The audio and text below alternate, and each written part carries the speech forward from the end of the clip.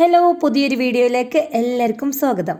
ഒരിക്കലൊരു തേളിനെ ഒരു നദി മുറിച്ച് കടക്കേണ്ടതായിട്ട് വന്നു. തേള് നദീതീരത്ത് കണ്ട തവളയുടെ സഹായം അഭ്യർത്ഥിച്ചു. ഞാൻ നിന്നെ അക്കരെ കടത്തിയാൽ നീ എന്നെ കുത്തുവെന്ന് തവള പറഞ്ഞു. അങ്ങനെ ചെയ്താ നമ്മൾ രണ്ടുപേരും നശിക്കുമല്ലോ, പിന്നെ ഞാൻ എന്തിന് അങ്ങനെ ചെയ്യണം? തേള് ചോദിച്ചു. തവള സമ്മതിച്ചു. പാതി വഴി എത്തിയപ്പോൾ തേള് തവളയെ കുത്തി. രണ്ടുപേരും മുങ്ങാൻ തുടങ്ങി. നമ്മൾ ഒരുമിച്ച് മുങ്ങുമെന്നറിഞ്ഞിട്ടും നീ എന്റെ വാക്ക് തെറ്റിച്ച് എന്നെ കുത്തിയതെന്തിന്? തവള ചോദിച്ചു. തേളിന്റെ മറുപടി ഇതായിരുന്നു: അതെന്റെ സ്വഭാവമായി പോയി.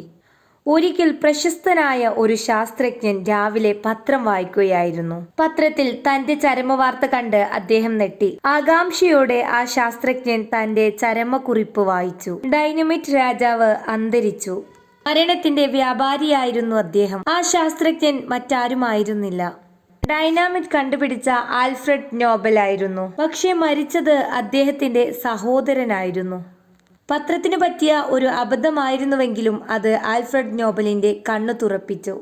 താൻ ഈ ലോകത്തോട് വിട പറഞ്ഞ ശേഷം ലോകം തന്നെ ഏതു രീതിയിലാണ് ഓർമ്മിക്കുക എന്ന് അദ്ദേഹം തിരിച്ചറിഞ്ഞു. യുദ്ധത്തിനും മരണത്തിനും വേണ്ടി നിലകൊണ്ടയാളല്ല, സമാധാനത്തിനു വേണ്ടി പ്രയത്നിച്ച ഒരാളായിട്ട് വേണം ലോകം തന്നെ ഓർക്കണമെന്ന് അദ്ദേഹം തീരുമാനിച്ചു. ഭൂമിയിൽ സമാധാനം എന്നത് തന്റെ ദൗത്യമായി അദ്ദേഹം തിരഞ്ഞെടുത്തു. സമാധാനത്തിനുള്ള നോബൽ സമ്മാനത്തിന്റെ ഉൽപ്പത്തി അങ്ങനെയാണ്. ഇതിലെ പ്രധാന ചോദ്യം എങ്ങനെ അറിയപ്പെടാനാണ് നിങ്ങൾ ആഗ്രഹിക്കുന്നു എന്നതാണ്. ഓർക്കുക, ചിന്തകൾ പ്രവൃത്തിയിലേക്കും, പ്രവൃത്തി ശീലങ്ങളിലേക്കും, ശീലങ്ങൾ സ്വഭാവത്തിലേക്കും, സ്വഭാവങ്ങൾ അവനവന്റെ വിധിയിലേക്കും നയിക്കും. നിങ്ങളുടെ ഏത് സ്വഭാവത്തിനും നിങ്ങളുടെ വിധിയെ സ്വാധീനിക്കാൻ കഴിയും. അറിഞ്ഞോ അറിയാതെയോ ആവർത്തിച്ച് ചെയ്യുന്ന ഏത് പ്രവൃത്തിയും ശീലമായി തീരുന്നു. ആവർത്തിച്ച് ചെയ്യുന്ന ഒന്നിനെയും പൂർണ്ണമാക്കില്ലെങ്കിലും അത് എന്തിനേയും സ്ഥിരമാക്കി മാറ്റും. ചുരുക്കി പറഞ്ഞാൽ, നമ്മൾ അറിഞ്ഞോ അറിയാതെയോ ആവർത്തിച്ച് ചെയ്യുന്ന നല്ലതും ചീത്തയുമായ കാര്യങ്ങളെല്ലാം നമ്മുടെ ശീലമായി തീരുന്നു. സത്യസന്ധത നിങ്ങൾ ശീലിച്ചാൽ അത് നിങ്ങളുടെ സ്വഭാവമായി തീരും. നിങ്ങളെ സത്യസന്ധനായി അറിയപ്പെടും. പറയുന്നത് പ്രവർത്തിക്കുകയും പ്രവർത്തിക്കുന്നതിനെ കുറിച്ച് പറയുകയും ചെയ്താൽ വിശ്വസ്തത എന്ന സ്വഭാവ ഗുണം ആളുകൾ നിങ്ങളിൽ കാണും. നമ്മുടെ ശീലങ്ങൾ സ്വഭാവമായി തീരുന്നു. ഇന്ന് ചെയ്യേണ്ട ജോലി നാളത്തേക്ക് മാറ്റിവെച്ചാൽ നാളെ ചെയ്യേണ്ട ജോലി അതിനടുത്ത ദിവസത്തേക്ക് മാറ്റിവെക്കേണ്ടി വരും. പിന്നീട് അത് ഒരു സ്വഭാവമായി തീരും. അങ്ങനെ കാര്യങ്ങൾ പിന്നത്തേക്ക് മാറ്റിവെക്കുന്ന പ്രൊക്രാസ്റ്റിനേഷൻ എന്ന ഒരു ശീലമാണ്. ഏത് ശീലവും നിങ്ങളുടെ സ്വഭാവത്തെ നിർണ്ണയിക്കുന്നത് പോലെ പ്രൊക്രാസ്റ്റിനേഷൻ നിങ്ങളിൽ ചില സ്വഭാവങ്ങൾ രൂപീകരിക്കുന്നതിന് കാരണമായി തീരും.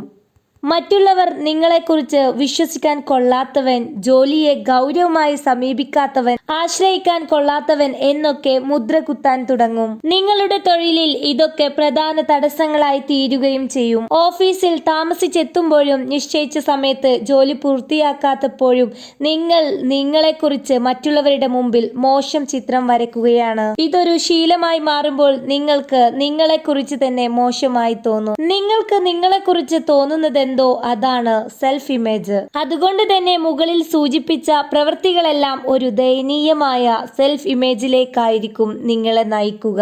നിങ്ങൾക്ക് നിങ്ങളുടെ ആത്മവിശ്വാസം നഷ്ടപ്പെടും. നിങ്ങളുടെ പ്രവൃത്തിയെയും പ്രകടനത്തെയും അത് ബാധിക്കും. പ്രൊക്രാസ്റ്റിനേഷൻ എന്നതൊരു ശീലമാണ്. അതുകൊണ്ട് അത് മാറ്റാൻ എളുപ്പമല്ല. എന്നാൽ ആഗ്രഹമുണ്ടെങ്കിൽ നിങ്ങൾക്കതിന് കഴിയും. നിങ്ങൾ നിരന്തരം പരിശീലിക്കുന്നത് എന്താണോ അതാണ് നിങ്ങളുടെ ശീലമായി തീരുന്നത്. അതുകൊണ്ട് നമുക്ക് ഡു ഇറ്റ് നൗ എന്നൊരു പുതിയ ശീലം പരിശീലിക്കാം. അപ്പോൾ നമുക്ക് എല്ലാവർക്കും നമ്മുടെ ജീവിതത്തിൽ എന്തെങ്കിലും ഒരു കാര്യം ചെയ്യാൻ തീരുമാനിച്ചു കഴിഞ്ഞാൽ അത് ഇപ്പം തന്നെ ചെയ്യുമെന്ന ഉറച്ച വിശ്വാസത്തോടു കൂടിയിട്ട് മുന്നോട്ട് പോവുക.